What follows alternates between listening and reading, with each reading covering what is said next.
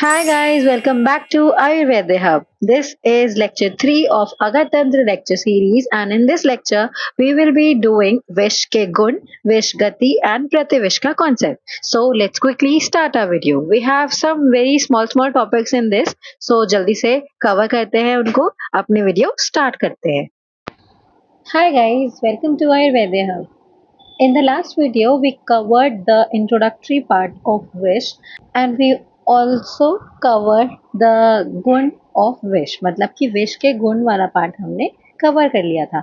आचार्य सुश्रुत, चरक and आचार्य वाग्भट के अनुसार क्या क्या गुण बताए गए हैं विष के, हमने वो सब भी कंपेयर कर लिए थे एंड देखा था कि वो भी सारे सेम गुण हैं, बस कुछ कुछ में डिफरेंस है। एंड 10 गुण बताए गए थे आचार्य चरक एंड सुश्रुत के अनुसार, एंड वाग्भट अनुसार आपको विष के 11 गुण बताए गए थे। सो ये वाला पार्ट हमने लास्ट वीडियो में कवर किया था। एंड ऑल्सो हमने और भी बहुत सारी चीज़ें कवर की थी। हमने निरुक्ति देखी थी, परिभाषा देखी थी विष की, पर्याय हमने देखे, फिर उसके बाद हमने विष का वर्गीकरण भी देखा, क्लासिफिकेशन, जो कि हमने आचार्य वाग्भट अनुसार देखा था।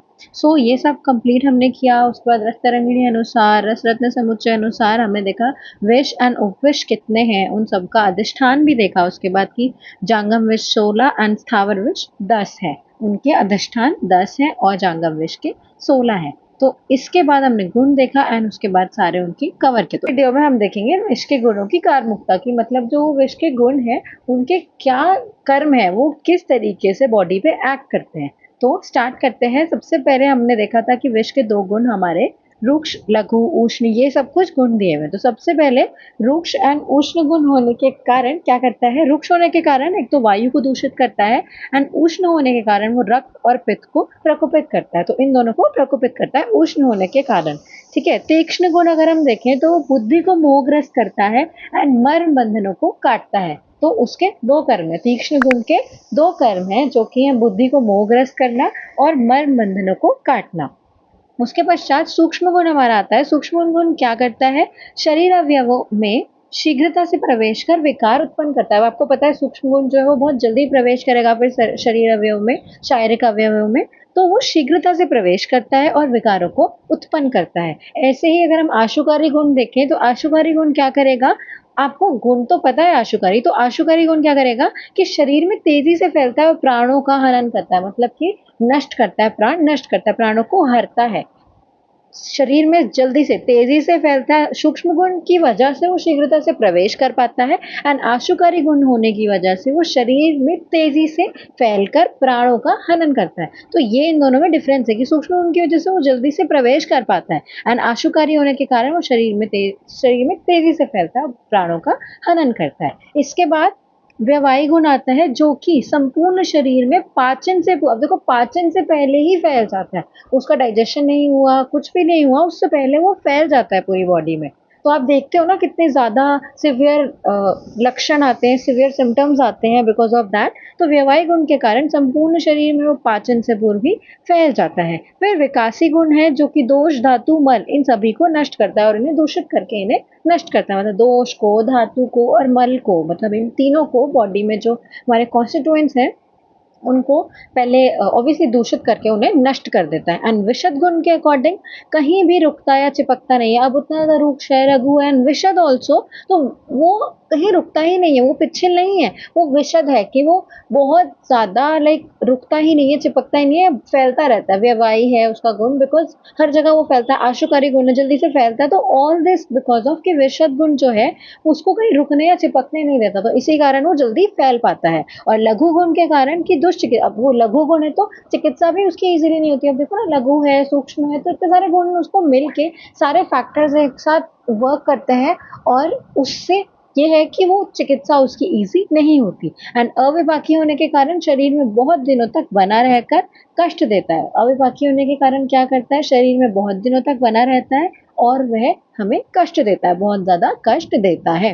आसानी से निकाला नहीं जा सकता, और उसको आसानी से निकाला नहीं जा सकता बॉडी से। एक तो बहुत दिनों तक रहता है, अब जैसे हमने आम की स्थिति आपको पता है कि आम बॉडी में बहुत दिनों तक रहता है और कष्ट रहता है, अनडाइजेस्टेड होता है। तो अनडाइजेस्टेड तो ये है ही, उससे पहले ही फैल जाता है, तो ये बॉडी में बहुत दिनों तक रहता भी है, बना रहता है और बॉडी में कष्ट देता है और आसानी से इसको निकाला भी नहीं जा सकता। तो हमने विष के 10 गुण देखे थे एंड उनका ही हमने देखा कि किस प्रकार वो बॉडी में क्या काम करते हैं। हम इसको फिर से करते हैं, रुक्ष होने के कारण वायु को दूषित करेगा, उष्ण होने के कारण रक्त और पित्त को प्रकोपित करता है। देन तीक्ष्ण होने के कारण वो बुद्धि को मोहग्रस्त करेगा और मन बंधनों को काटता है। देन सूक्ष्म गुण होने के कारण शरीर अवयवों में शीघ्रता से प्रवेश करता है और फिर विकार उत्पन्न करता है। देन आशुकारी होने के कारण शरीर में तेजी से फैलता है और प्राणों का हनन करता है।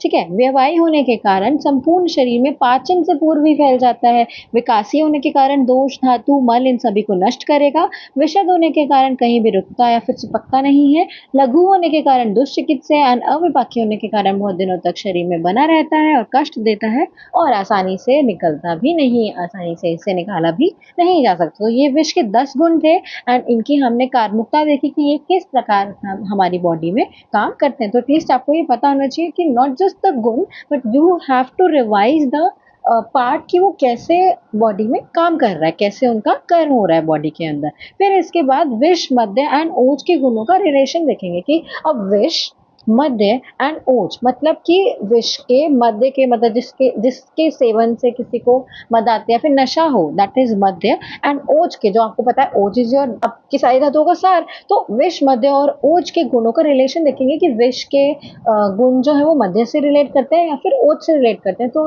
अगर वो मध्य से रिलेट करते हैं तो ऑब्वियसली विष and Madhya will be same and they will deteriorate ओज। एंड अगर ओज के गुण से सेम होगा तो फिर ऑब्वियसली कि ओज हमारी बॉडी, तो आप खुद सोचो अभी पढ़ने से पहले कि विष के गुण किससे मिलेंगे, ऑब्वियसली मध्य से मिलने चाहिए ना, बिकॉज ओज तो हमारी बॉडी में बहुत अच्छा काम करता है, बिकॉज उसके गुण हमने देखे हैं, हमने फर्स्ट क्लास में पढ़े हैं उसके गुण कि उसके गुण आर लाइक गुरु शीत मृदु, बॉडी को अच्छी अच्छी चीजें जितने भी मधुर स्निग्ध एंड ऑल, ये सारे उसके गुण हैं और बॉडी के लिए वो बहुत अच्छा होता है। एंड विष के आपने भी ऊपर गुण पढ़े कि वो बॉडी को लाइक प्राणों का हनन कर रहा है। तो आप ये आइडिया लगा सकते हो कि विष एंड मध्य के गुण सेम है एंड ओज के गुण थोड़े से उससे डिफरेंट है। तो यहाँ पे मैंने सबके एज कंपैरिजन में लिख दिए सो दैट आपको इजी रहे। तो देखो लघु लघु दोनों विष और मध्य, तो इसकी ही कंपैरिजन में देखो ओज का गुण है गुरु, रुक्ष और उष्ण है इसमें बट इसमें है शीत, आशु गुण है इसमें, तीक्ष्ण गुण है इसमें बट उसमें मृदु गुण है।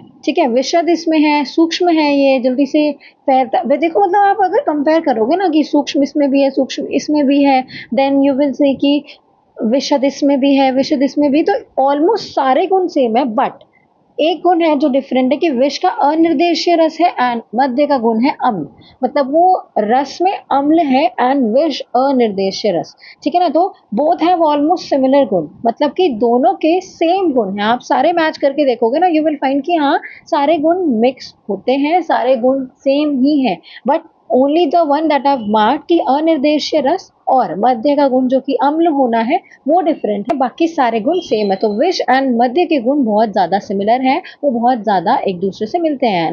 And on the other hand ओज के गुण आर कंप्लीटली डिफरेंट, मतलब कंप्लीटली ऑपोजिट। कि देखो लघु का उसमें आपको गुरु दिया गया है, उष्ण का शीत है, ठीक है ना, तीक्ष्ण आदि का मृदु है, श्लक्ष्ण है, बहल है, मधुर है, स्थिर है, प्रसन्नम है, पिच्छल है एंड स्निग्ध। तो ये सभी ओज के गुण हैं जो कि कंप्लीटली डिफरेंट है फ्रॉम द गुण ऑफ विष एंड मध्य। तो इन दोनों के गुणों से ये कंप्लीटली डिफरेंट है एंड ओज के गुण जो है वो बिल्कुल उसके ऑपोजिट है एंड वो बॉडी में ऑब्वियसली अच्छा काम करते हैं एंड विष एंड मध्य जो है वो बॉडी को डिटीरियोरेट करते हैं। एंड ऑब्वियसली विष तो आपने देखा है कि उसके गुणों की वजह से वो बहुत ज्यादा प्राणों का हनन करने में भी रिस्पॉन्सिबल है। So I have written it here कि बोथ हैव ऑलमोस्ट सिमिलर गुण, दिस इज फॉर विष एंड मध्य, okay, and have exactly opposite गुणास टू दैट ऑफ ओजस, मतलब ओज के बिल्कुल ऑपोजिट गुण है। आपने पढ़े हैं ना कि आपने जब गुरुवादी गुण पढ़े थे तो आपने गुरु मंद हिम स्निग्ध, तो आपने खुद उसके वो पढ़े ना कि गुरु का आपका लघु है एंड देन मंद का आपका तीक्ष्ण है, तो ऐसे ऐसे करके आपने खुद पढ़े ना कि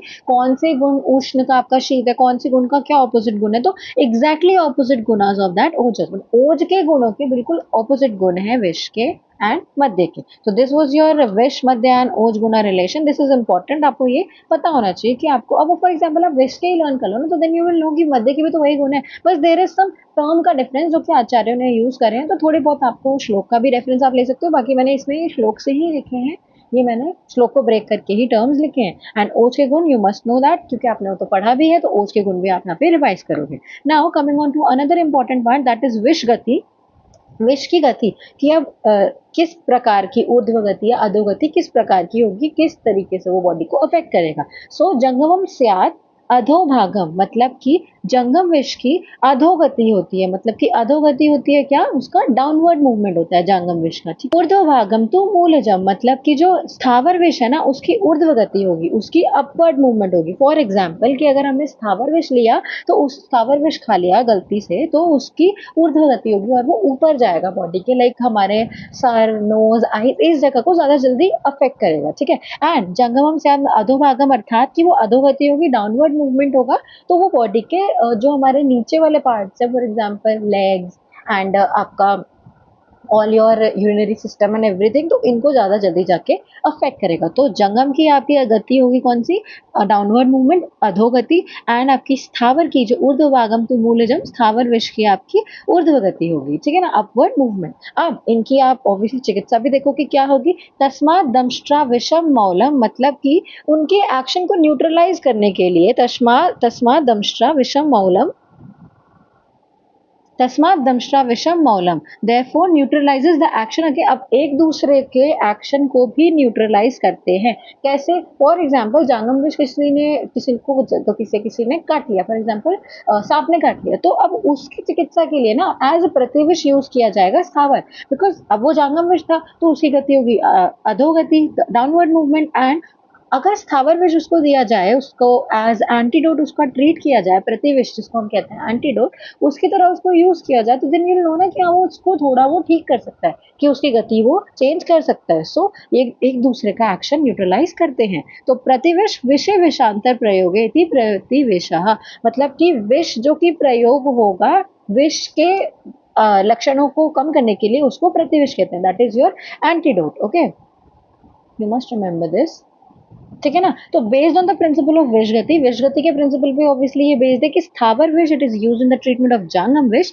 एंड जंगम विष it is use in the treatment of स्थावर विष। तो ऑब्वियसली जैसे मैंने आपको बताया कि स्थावर विष अगर किसी ने ले लिया है, मतलब गलती से खा लिया है, कंज्यूम कर लिया है, तो उसकी ट्रीटमेंट होगी बाय जंगम विष। एंड जंगम विष के अगर किसी को गलती से किसी ने काट लिया तो उसकी ट्रीटमेंट होगी बाय द यूज ऑफ स्थावर विष। तो दिस इज नोन एज विष प्रभाव। तो ये आपका विष प्रभाव वाला टॉपिक भी यहाँ पर कवर हो गया कि इसको हम विष प्रभाव कहते हैं, ठीक है। तो ये वाला पार्ट भी हमारा विष गति इज ऑल्सो इम्पोर्टेंट, तो आपका छोटा सा कॉन्सेप्ट भी यहाँ पे कवर हो गया। फिर इसके बाद विष की सर्वदोष प्रकोपता, मतलब कि हर दोष को कैसे विष प्रकोपित करेगा और उसके क्या इफेक्ट्स होंगे। तो विष की सर्वदोष प्रकोपता हम लोग देखते हैं यहाँ पे कि it is also an important topic. मैंने आपको बताया कि ये जितने भी कॉन्सेप्ट्स है ना, हम लोग इनको जल्दी जल्दी इसलिए कर रहे हैं बिकॉज ये छोटे छोटे कॉन्सेप्ट्स हैं और ये इजीली समझ आ जाएंगे। अब देखो, विष में क्या होता है, सभी गुण तीक्ष्ण रूप से विद्यमान है, इसीलिए सभी दोषों का ये प्रकोपक है। सारे जितने भी उसके अंदर गुण है ना, वो तीक्ष्ण रूप से विद्यमान है। विद्यमान है मतलब कि उसके अंदर प्रेजेंट है, और इसीलिए वो सभी दोषों का प्रकोपक है, सारे दोषों को वो प्रकोपित करता है। तो वातादि दोष प्रकोपित होते हैं, ठीक है। विष से फिर वो पीड़ित होंगे और अपने स्वभाव का वो त्याग करेंगे। अब जितने भी दोष हैं वात पित्त कफ, वो पीड़ित होंगे, प्रकोपित होंगे, विष से पीड़ित होंगे और अपने स्वभाव का त्याग कर देंगे। जो उनका नेचुरल स्वभाव है वो उसका त्याग कर देंगे, ठीक है। इस कारण विष का पाचन नहीं होता। अब देखो, वो त्याग कर देंगे तो फॉर एग्जाम्पल अगर पित्त ने अपने गुणों का त्याग करा तो विष का पाचन नहीं होगा और वह प्राणघातक सिद्ध हो जाएगा। पाचन होगा ही नहीं, उसके बाद वह क्या होगा कि वो प्राणघातक सिद्ध हो जाएगा। फिर कफ द्वारा मार्ग अवरुद्ध होगा और श्वास प्रश्वास क्रिया अवरुद्ध होगी। अब देखो, कफ के द्वारा मार्ग अवरुद्ध हो गया, ठीक है, उससे क्या होगा कि श्वास प्रश्वास की जो क्रिया है ना उसमें बाधा आएगी, इजीली इंसान सांस नहीं ले पाएगा, ब्रेथलेसनेस होगी और जीवित रहते हुए भी संज्ञा रहे, मतलब तो पता ही नहीं चलेगा कि हो क्या रहा है, अनकॉन्शियस हो जाएगा वो, जीवित रहते हुए भी अनकॉन्शियस हो जाएगा और वो मृत के समान पड़ा रहेगा। मतलब कि उसे पता ही नहीं क्या हो रहा है, ही इज अनकॉन्शियस कि क्या चीजें हो रही है, क्या चीजें नहीं हो रही है, तो उसे कुछ भी पता नहीं चलेगा, ठीक है। तो हम देखते हैं एक और बारी, इसको हम रिवाइज करते हैं दैट कि विष की सर्वदोष प्रकोपता क्या, एक तो सारे गुण उसमें तीक्ष्ण रूप से विद्यमान है, इसीलिए वो क्या करता है, सभी दोषों को प्रकोपित करता है, ठीक है। वातादि दोष प्रकोपित होंगे तो विष से पीड़ित होकर अपने स्वभाव का त्याग कर देंगे और इसी कारण अपने स्वभाव को त्याग देने के कारण विष का पाचन नहीं होगा और वह प्राणघातक सिद्ध हो जाएगा। फिर कफ द्वारा मार्ग अवरुद्ध होगा एंड श्वास एंड श्वास प्रश्वास की जो क्रिया है वह अवरुद्ध होगी, ब्रेथलेसनेस हो जाएगा, जीवित रहते हुए भी वह संज्ञा रहित रहेगा, मतलब अनकॉन्शियस होगा एंड मृत के समान पड़ा रहेगा। तो दिस इज योर विष की सर्वदोष प्रकोपता, कि हर दोष को वो कैसे प्रकोपित करेगा एंड क्या बॉडी में लक्षण आएंगे। फिर सो दिस वाज योर विष की सर्वदोष प्रकोपता। तो इस वीडियो के लिए हम इतना ही पढ़ेंगे बिकॉज ये बहुत छोटे छोटे टॉपिक्स थे एंड आपको ये जल्दी से लर्न भी हो जाएंगे, तो इसीलिए हम ये छोटे से टॉपिक यहाँ पर खत्म करते हैं। नेक्स्ट वीडियो में हम विष वाला पार्ट कंप्लीट कर लेंगे एंड उसके जो भी लक्षण आते हैं बॉडी में, उसको खा लेने से, उसको पी लेने से क्या लक्षण आते हैं, हम वो कवर करेंगे एंड उसके द्वारा कैसे मृत्यु होती है वो उसी प्रकार हम देखेंगे। तो this was all for this video. हमने इसमें विष के गुणों की कारमुकता देखी, ठीक है। उसके बाद हमने देखा कि विष, मध्य और ओज के गुणों में क्या रिलेशन है। उसके बाद हमने देखा विष की गति, कि विष की गति किस प्रकार है, किस डायरेक्शन में वो मूव करेगा। अगर हम जांगम विष को उसका लाइक जांगम विष के द्वारा अगर हम लोग हमें किसी ने काट लिया है, for example like snake bite और स्कॉर्पियन बाइट, तो उसमें कौन सी किस डायरेक्शन में गति होगी एंड ऊर्ध्व भाग में होगी, और स्थावर विष में किस डायरेक्शन में गति होगी बॉडी में। एंड उसके बाद हमने उसका एंटीडोट भी देखा, प्रतिविष भी देखा एंड उसके बाद लास्ट टॉपिक वाज आर विष की सर्वदोष प्रकोपता, कि किस प्रकार सारे दोषों को विष अफेक्ट करता है। तो this is all for this video. हमने इसमें 4 टॉपिक्स कवर किए अपने एंड वो हमारे बहुत इंपॉर्टेंट टॉपिक्स हैं, हमें वो पता होनी चाहिए। That is the basics. मैं आपको कह रही हूँ ना, अभी हमारे बेसिक लेक्चर चल रहे हैं, इसमें आपको ये सारे कॉन्सेप्ट अभी भी क्लियर होने चाहिए। So that's all for this video. I hope all of this is very much clear to you guys. And I will provide the notes in my Telegram channel, and the link to the channel is given in the description box. Stay tuned for the next lecture. And तब तक आप पढ़ते रहो, last video भी आप अच्छे से जाके रिवाइज कर लो, so that आपको कोई भी प्रॉब्लम ना आए। कोई भी प्रॉब्लम हो देन आप कमेंट सेक्शन में पूछ सकते हो। Bye bye guys.